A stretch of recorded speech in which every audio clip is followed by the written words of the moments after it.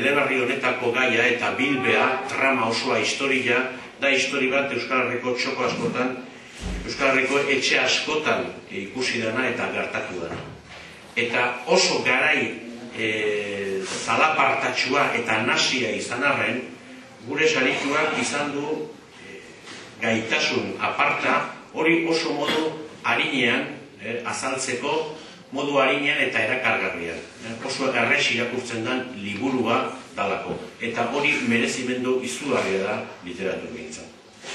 Baina tira, esan ez naizela luzatuko, irakurriko dizkizuet epaimaiak azpimarratu nahi izan ditun merezimenduak, eta jarraian sarituari saria emango dio. Beraz, epaimaikideek azpimarratutakoetatik atera ditugunak izan dira.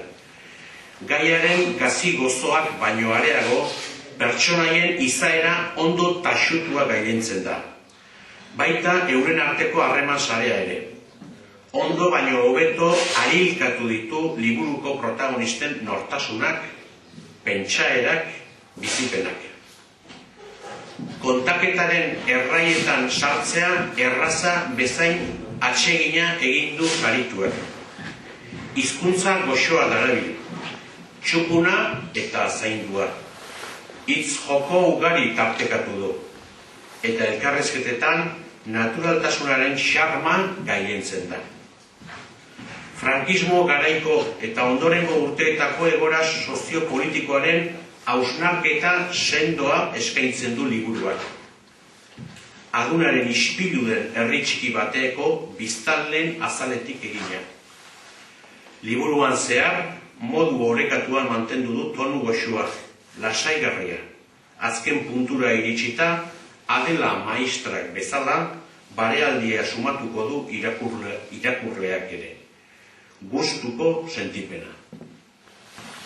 Hori guztiagatik, Manuel Larramendi Kultur Bazkunak izendaturiko epaimaiak, Juan Cruz Igerabidek idatzi eta Alberdania argitaletxeak plazaraturiko hauts bihurtu zineten eleberria, beterreko liburu 2005 izendatzea erabakiro. Eta Juan Cruz Igerabide bera izango da, adunako alkatearen gandik saria jasoko dira.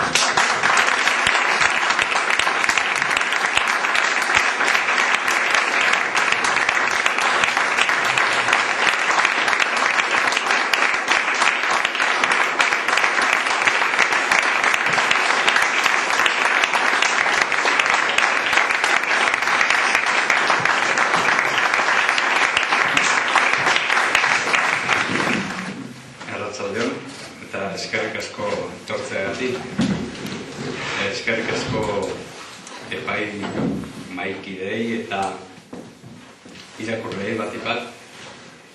Niretzako hori handia da irakurleek sario ematea. Batipat orain arte ohituta egon naizelako poesiagatik, egin dudan literatura motagatik, aforismoak, poesiak eta irakurle gutxiren gana iristen, ezta?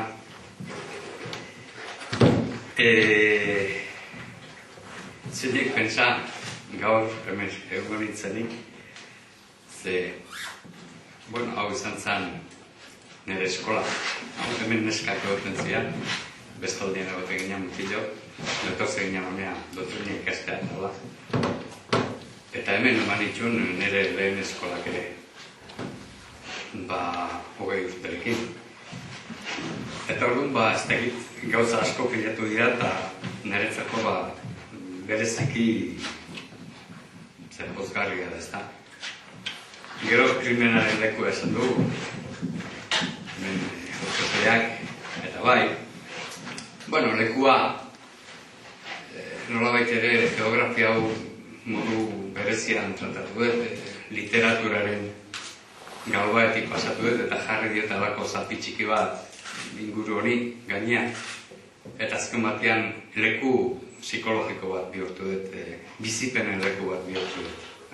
Orduan, novela irakurtzen denak, aldapa eta olako batzu ikusiko ditu, baina kolpian frontoi estali bat, gara jartan hemen nintzen frontoi estalirik, hori esango izuen sekretua. Gehiagonako berdura plazatzen, hon biltzen ginen berreun bat. Orduan, halako geografia, nobelaren geografia bat osatu hemengo ezaugarriekin. Eta gero, geografia zati horren azpitik ateratzen nahi zenean, narratzailea ateratzen denean, tarteka orduan ematen ditu zehaztasunak, Donostiko kaleak eta Hernaniko ez dakiz zer dadik, baina zatiaren azpian sartzen geranien beste egoera batien sartzen gara nobelaren geografia asmatu horretan. Errealitatetik oso horbil dagoen zera horretan. Bueno, horixe testu bat irakurri duzuet, orain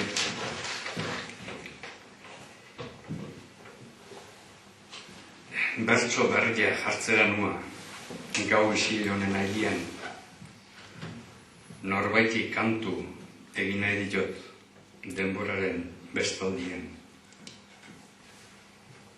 Bizitza eten ederranian aldegin baitzun zaldian.